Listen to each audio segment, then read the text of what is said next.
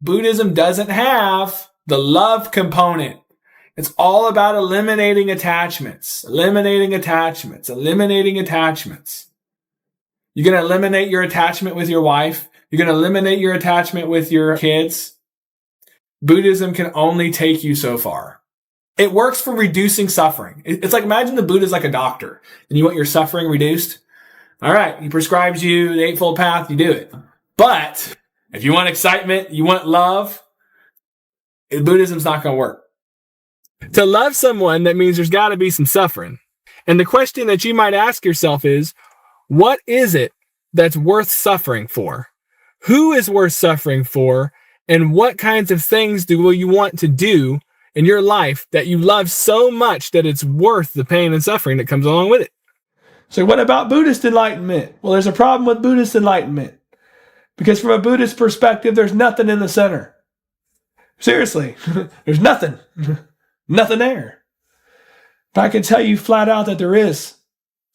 It's God. There's one thing about Christianity that these other religions don't got. Christianity, it's love focused. It's all about Jesus coming to suffer out of pure love. Buddhists, they have something called the Eightfold Path. Right concentration, right effort, right action. And there's a lot of good things about the Noble Eightfold Path. We go, well, no, that doesn't work. Why? Because it's only through Christ that you can find God. Well, Buddha and his followers, they lived in a world before Christ was born. They didn't have that option. They didn't have that option to open up the Bible to Matthew, Mark, Luke, and John. 400 years before the birth of Christ, they didn't have that option. So this is their plan B. Their plan B option. Try to do the right thing in every area of their life, which means doing the opposite of what's sinful. And mind, concentration, effort, action, etc. They didn't have the blood of Jesus to rely on. But one thing that's similar to that other wheel that I'll show you is that each one of those deals is a spoke.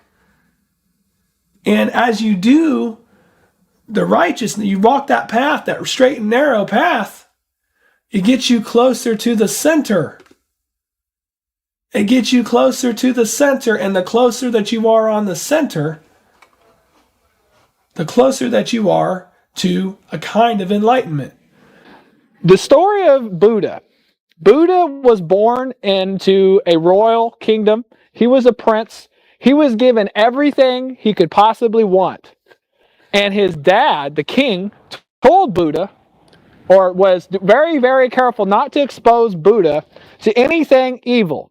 Absolutely not expose him to anything sinful, to the least, although it's impossible to do.